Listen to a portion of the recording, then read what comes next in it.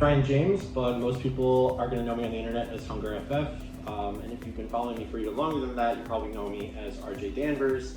I've been creating adult content for, I believe, like 13 years now. I'm 31. I started when I was 18. I got a contract with Raging Stallion back then, signed as their youngest exclusive. Took a couple years off, but then came back actually on Xtube as HungerFF. I was doing like amateur fisting videos, basically hiding my face. And eventually I decided to get brave enough and show off this and start making videos full time. So the benefit for me for making adult content and working in the industry full time is basically that I get to lead a pretty casual life. I can basically get up, go to the gym whenever I feel like it, hang out with my dog, play video games, but then I get paid to fuck. So that's kind of the best part of it. I get to travel around the world. I've been to Europe. Before I started doing adult content, I would have never believed that I would have been able to travel abroad. But it's totally changed my life as far as that goes. I've been to all kinds of countries in Europe, filming, fucking, basically just doing what I love. So being in the adult entertainment industry has changed me in a lot of ways. It's definitely taught me a lot about who I am as a person. Something that a lot of people might not know is that a lot of my coming out experiences as a gay man were actually done on screen with Raging Stallion back in the day. And a lot of my first time fisting experiences were actually caught on camera with as HungerFF for Xtube. It's also changed my life in a way that I've been able to travel abroad, which is something that if you would have told me a few years ago that would be something I'd be capable of just by selling my content on the internet, I would probably have told you were crazy and I would never have bought it.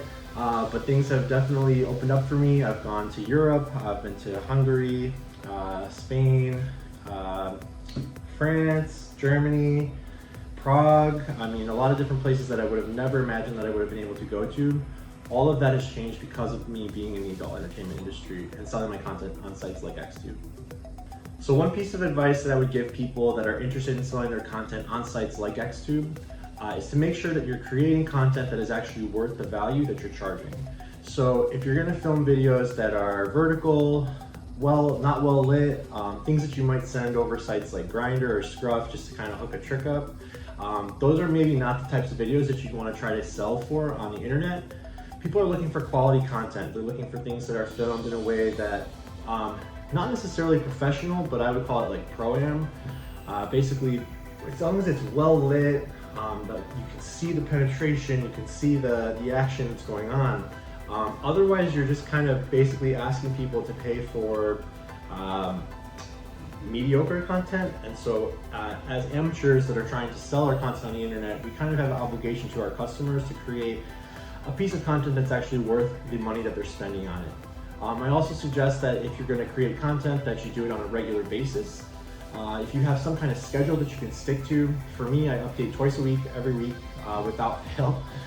So that way that people always have a reason to come back to your page. There's always something new and something fresh, something exciting for them to see. So Xtube has actually helped me a lot with my adult industry career.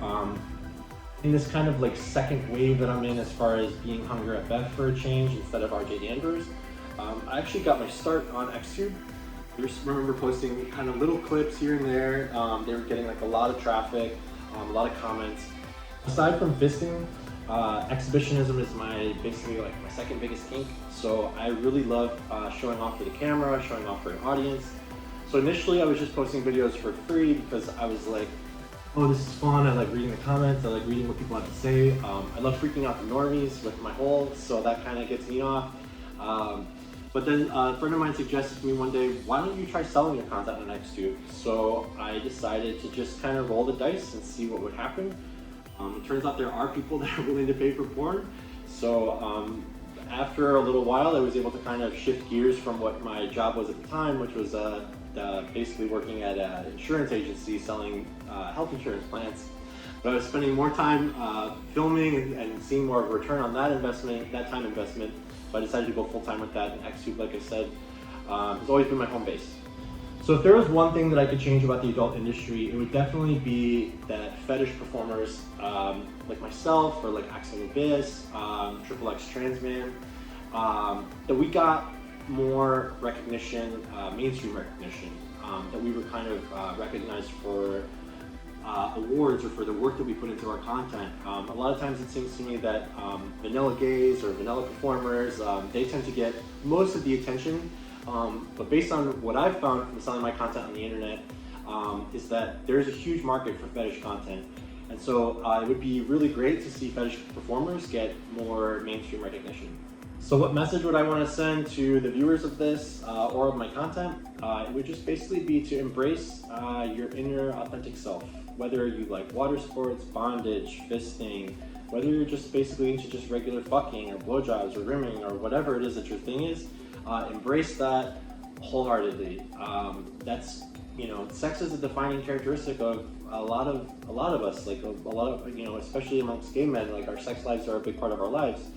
If we have shame attached to that, or we're insecure about something, it just feeds into the kind of negativity or I'm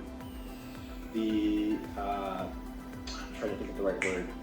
It feeds into the shame associated with sex, and if we kind of let go of some of that stuff, and you know, we're proud about what we're into, we aren't afraid of the judgment that could come with being proud about what we're into, then we normalize our sexual interests and normalize our fetishes, and that's the only way they're going to become more acceptable. So just to embrace your inner authentic self and embrace your kinks.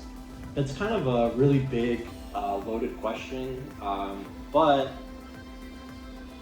in some ways I do. I feel that a lot of guys watch my videos not only because they're hot, but because they're fun and they're authentic. Basically, my whole idea behind doing HungerFF in the beginning was because I wanted to normalize fisting. I wanted to normalize kinky sex. I wanted to make it so that people that see the videos that I'm in see somebody that maybe they relate to or they identify with, but there was this part of themselves that they were always ashamed about. They really like their holes played with. They want a bigger hole. They want bigger things up their ass. If I could somehow make that more socially acceptable or normal, then I felt like I was doing a good thing for the community. So just by doing that and not really having an other motive other than to just kind of normalize my kink, I think people did start looking to me as a leader, but I'm not perfect, I'm not without flaws, so when people tell me that they look up to me, I'm just like, whoa, wait. You know, I'm just a normal guy that just happens to make videos on the internet just like everybody else. It's just that my hole is just maybe a little bit bigger, a little bit deeper, a little bit wider, but you know, that's years of hard work. So I guess I do sort of, like I said, see people look at me as a leader, but it's a lot of pressure and a lot of responsibility. I'm just trying to be myself.